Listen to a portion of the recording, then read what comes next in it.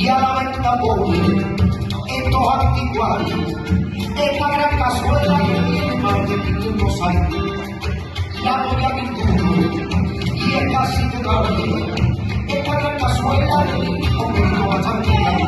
La cazuela que aquí me presento tiene una sustancia que nadie conoce, aplicada que venga Sidonia el año 40 del siglo XIV. La tenía don Diego Sobrino, que era el porrero de la Categoría, se daba para contento para luego nunca se la peleaba, que se daba para que niño y domingo para luego nunca se la peleaba.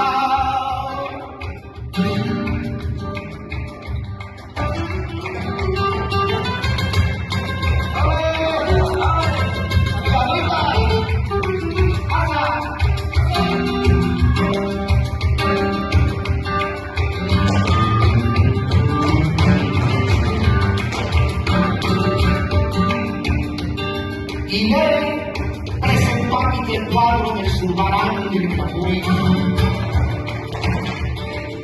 Valen 30.000 duros a precio de baratillo. Para venderlo pronto, yo lo doy por la mitad. Representativo del edificio, donde un célebre turco tenía su arena en el siglo V. Está entre Mataragua y Panamá.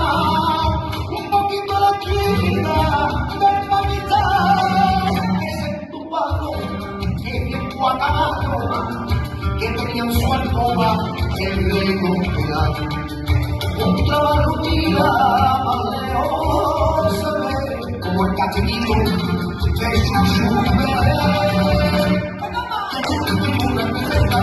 la historia de un sofá donde se sentaba en compañía la tinto con tranquilo y no me engañar.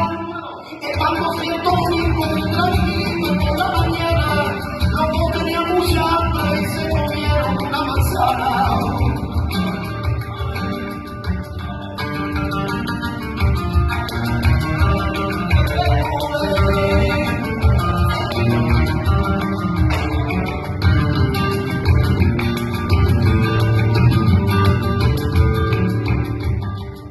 Cuando se empeñaron toda la pena, entonces la gracia que había en mi tierra, uno que de su casa salió de madrugada y otro se despedía como si fuera para la madre.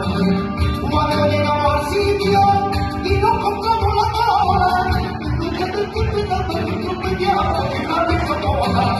hubo que llevar 14 y salió el primero. Y cuando llegó a su casa no que sabía que era José, come siquiera un poquito, José, que está como Gasparito, por Dios,